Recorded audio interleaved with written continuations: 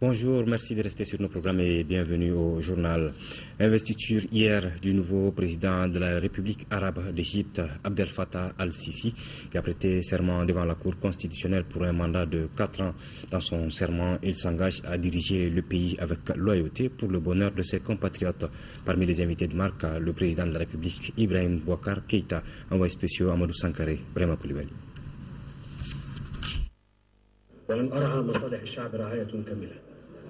وأن أحافظ على استقلال الوطن ووحدة وسلامة أراضي.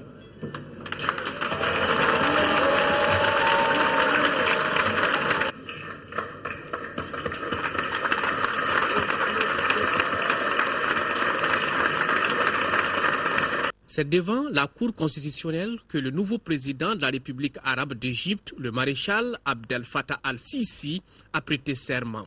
Dans la formule du serment, il jure au nom de la Constitution de diriger le pays avec loyauté, protéger et unifier davantage le peuple égyptien. Après cette cérémonie solennelle d'investiture, le nouveau président égyptien a reçu les différentes délégations, parmi lesquelles celle du Mali, conduite par le président de la République, Ibrahim Boubacar Keïta. Que ce soit la cérémonie d'investiture ou la rencontre avec les chefs d'État, la presse étrangère n'a pas pu accéder à ces deux événements. Elle s'est juste contentée des images des écrans placés ça et là dans la salle de presse.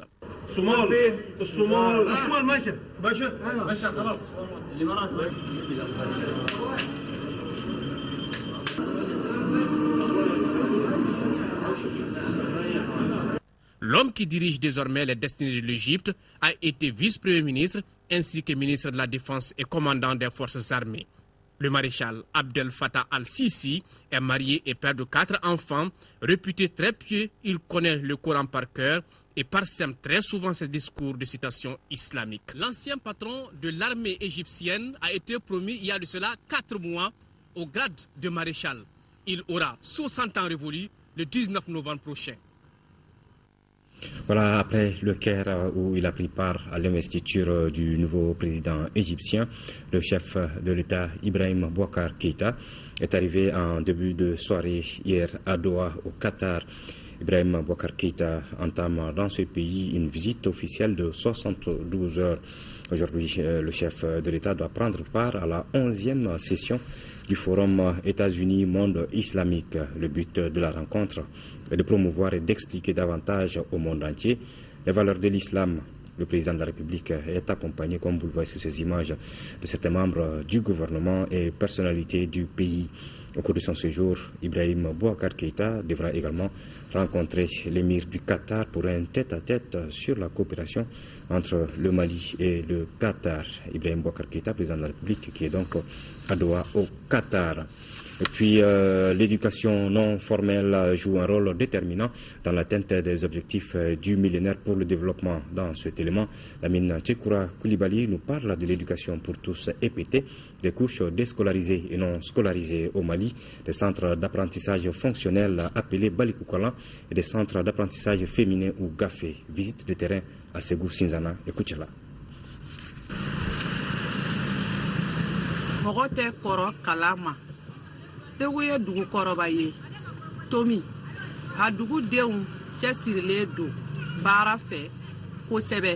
Le progrès ne vaut que s'il est partagé par tous. On pourrait reprendre ce slogan en y changeant quelques passages et dire que l'éducation ne vaut que si tout le monde y a accès. C'est cela d'ailleurs la vocation de l'éducation non formelle, celle qui se déroule en dehors des structures traditionnelles d'éducation et qui concerne les couches déscolarisées et non scolarisées. Nous ne pourrons jamais atteindre l'éducation pour tous avec seulement l'école formelle. Dans les centres d'alphabétisation fonctionnelle destinés à accueillir les adultes, les cours se déroulent l'après-midi, sous un grand arbre, un hangar, dans une concession, souvent dans des salles construites en banco et quelques rares fois en ciment.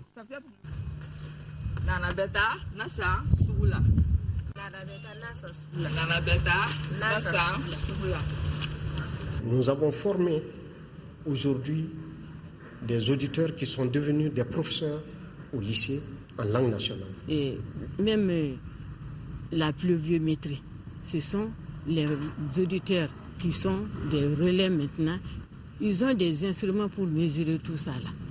L'honorable Sédou Koulibaly est député à l'Assemblée nationale. Son cursus scolaire s'étant arrêté en 6e année, il s'oriente vers le Balikou Kalan, c'est-à-dire l'alphabétisation fonctionnelle en Bamanakan. Aula Kalane, aye hagli sigi ko nyere tumbe kalandiani karamboya la kununa aye hagli sigi ko o watula ne bi se ka min fɔ o ye ladilikan ye. Amadou Koulibaly est maire d'une commune rurale de Ségou. Néo-alphabète, il passe pour être un grand avocat de la promotion de l'alphabétisation nationale et donc de nos langues. Nous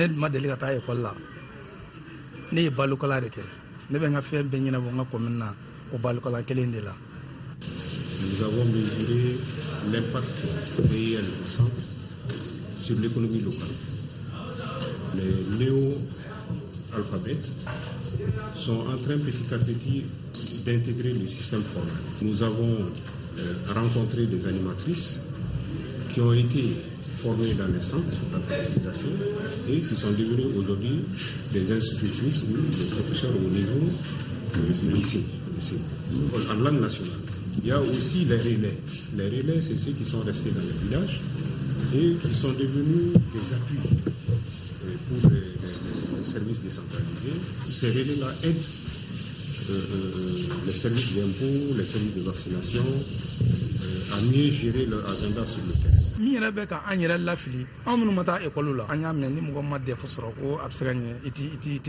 N'o kɛra ne hakili la a bɛ sɔn ka fiɲɛ bila kalata la mɔgɔ si tɛ assemblée kɔnɔ ni mɔgɔ min y'a ka campagne kɛ ni tubabukan ye n'i y'a fɔ ko député bɛ suganti mɔgɔ kalandenw cɛla kalan ni danaya tɛ kelen ye. Au contraire, nous estimons qu'aujourd'hui, tous ceux qui sont élus ou qui veulent être élus et être au service du peuple, ils doivent d'abord et avant tout apprendre la langue dans laquelle ils vont communiquer avec le peuple. Le Mali a anticipé sur les objectifs du millénaire pour le développement. L'éducation pour tous est une quête permanente depuis l'indépendance. Cette option s'est renforcée au fil des politiques et programmes d'éducation nationale. De l'intervention directe de l'État et des organismes de développement rural au départ, on est arrivé aujourd'hui au faire-faire, stratégie qui fait intervenir les ONG et associations appelées opérateurs. Ils interviennent dans la création, l'ouverture et l'animation des centres d'alphabétisation fonctionnelle sous la tutelle des collectivités. L'éducation de base est confiée aux collectivités. On voudrait que, au moins, que les collectivités là arrivent à construire des centres pour les communautés. Et même s'il faut les équiper. Les collectivités jouent leur rôle. Et au niveau de la mairie, vous savez que les mairies sont sollicitées dans beaucoup de domaines. On a suffisamment de problèmes. D'éducation. Il y a les écoles, les premiers cycles, les seconds cycles, les maternelles, les CED et les centres d'alphabétisation.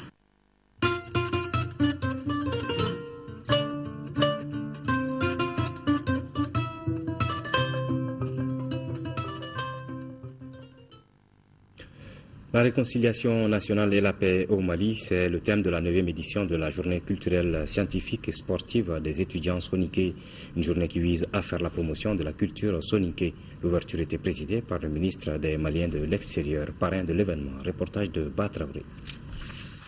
À travers l'organisation de cette journée culturelle, scientifique et sportive, l'association des étudiants soninké du Mali entend promouvoir la culture soninké.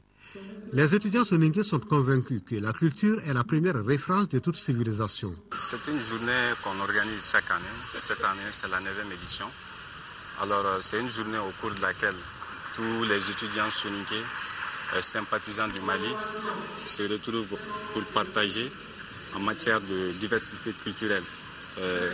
En ce qui concerne cette culture, faire sa promotion. Pour les initiateurs de cette journée culturelle soninké, l'unanimité doit être faite autour de la réconciliation et la paix au Mali, d'où le choix de ce thème. Jeunesse, paix et réconciliation.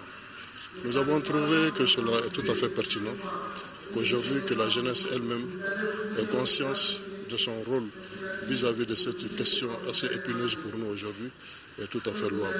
Pourquoi nous les avons engagés à discuter. Et je pense que dans le processus de réconciliation nationale, ils ont parfaitement leur mot à dire sur cette question-là. Un match de football et une soirée récréative seront les derniers temps forts de cette journée de la culture soninké.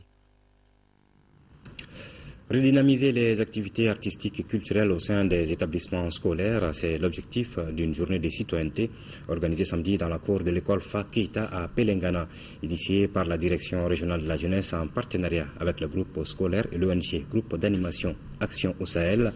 Cette journée de citoyenneté vise à renforcer l'esprit de patriotisme des citoyens. Reportage de Abdurrahman Singare. Organisée par l'école Fa Keita en partenariat avec l'ONG Groupe d'animation Action au Sahel, cette journée de citoyenneté vise à combattre les problèmes liés à la scolarisation et au maintien des filles à l'école. Ces problèmes, entre autres, ont pour nom les mariages précoces, les grossesses non désirées, l'exode rural, l'excision et le manque de suivi scolaire des parents. GAS Mali demande l'implication de tous les acteurs pour éradiquer ces problèmes auxquels les filles sont confrontées pour leur maintien à l'école. À travers les sketchs, les chorégraphiques et les imitations d'artistes, les élèves des différents groupes scolaires Adamandagnon, Brema Woulale et Fa Keita ont tous traité des thèmes spécifiques aux filles et à la petite enfance. J'ai été réellement impressionné par le talent des jeunes acteurs, des tout jeunes, vraiment qui se considèrent comme des vrais acteurs.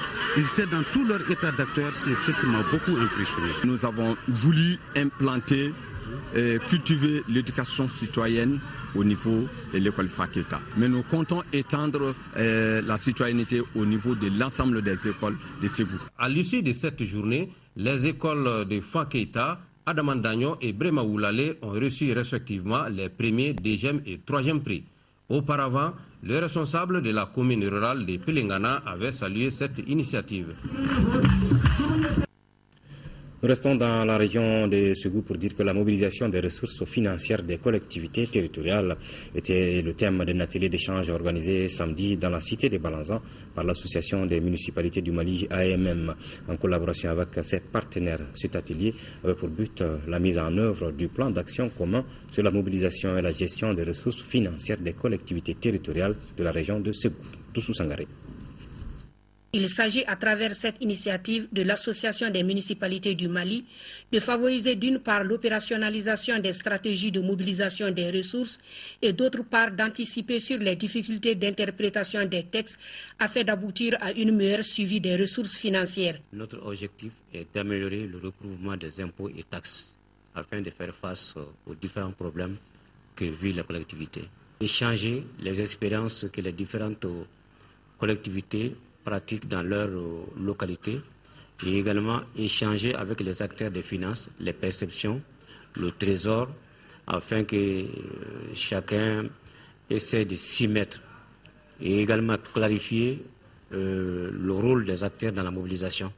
Cet atelier dont la pertinence et l'importance ne sont plus à prouver ambitionne de regrouper les acteurs majeurs de la finance locale afin d'échanger autour de la lancinante problématique de la mobilisation des ressources propres des collectivités territoriales du Mali, bien qu'initiée par le bureau régional de l'association des municipalités du Mali, Ségou, s'inscrit en droite ligne dans la mise en œuvre de la politique nationale et régionale d'accompagnement des collectivités territoriales relativement à l'amélioration de leurs ressources financières. Notons que cet atelier résulte de la dynamique collaboration entre l'Association des municipalités du Mali et l'ensemble des acteurs étatiques et les partenaires techniques au développement, notamment le programme d'appui aux collectivités Pacte GTZ et Luxe Development. L'association Antorola, où on en a assez, a procédé samedi au lancement officiel de ses activités. C'était au cours d'une cérémonie qui a regroupé sur le terrain Poussière Rouge de Bozola les membres et sympathisants de l'association. La solidarité avec les personnes en détresse, la médiation et l'accompagnement des autorités pour le mieux-être des citoyens sont entre autres actions menées par cette association dénommée Antorola. C'était donc samedi sur le terrain Poussière Rouge de Bozola, avec les membres et sympathisants de cette association pour, bien entendu, la cérémonie de lancement officielle des activités de l'association Antorola. À Kajolo, les forces vives de l'ensemble des partis politiques de la localité ont organisé le week-end une marche de soutien au président de la République Ibrahim Boubacar Keïta, au gouvernement et à l'armée suite aux douloureux événements survenus à Kidal. Reportage de Cheikh Nabachili. Sous la conduite de notre porte-parole, M. Moulay Diabaté, également président du Conseil de cercle, les forces vives et leaders de partis politiques de Kajolo se sont regroupés au centre-ville. Encadrés par les agents du commissariat de police, le groupe s'est dirigé vers le bureau de chef de l'exécutif local. Les affiches et les banderoles que les manifestants brandissaient mettaient en exergue l'unité et l'indivisibilité de notre pays, le Mali. Au terme de leur marche, et face aux autorités administratives, le maire de la commune, les responsables des forces armées de sécurité, les forces vives,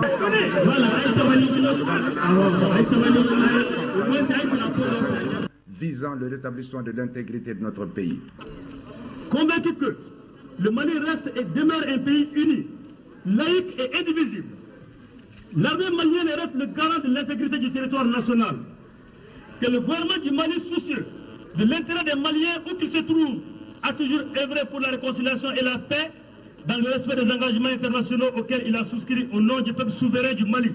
Les forces vives du cercle de Kajolo affirment leur solidarité à l'ensemble des populations du Mali, notamment celle de la région de Kidal, dans la lutte pour la libération totale de notre pays. Leur adhésion au processus de paix et de réconciliation en cours sous la haute clairvoyance de son Excellence El Hadj Ibrahim Boubacar Keïta, président de la République du Mali. Dans son adresse, le représentant du chef de l'exécutif local, M. Aloundjaï, également préfet adjoint, a remercié les manifestants pour cette réaction qui conforte le président de la République Ibrahim Boubacar Keïta, le gouvernement et l'armée dans leur démarche de recouvrer l'intégrité territoriale du Mali. Le préfet adjoint a saisi l'occasion pour adresser les condoléances de la localité aux familles de civils, militaires et paramilitaires lâchement assassinés par des groupes armés avant d'exhorter les forces vives et autres à faire preuve de retenue pour éviter l'amalgame car toutes les personnes à la peau blanche ne sont pas des rebelles. Voilà, c'est tout pour ce journal. Merci de l'avoir suivi. Retrouvez l'information à 18h et à 20h avec Aïssata Ibrahim Maïga.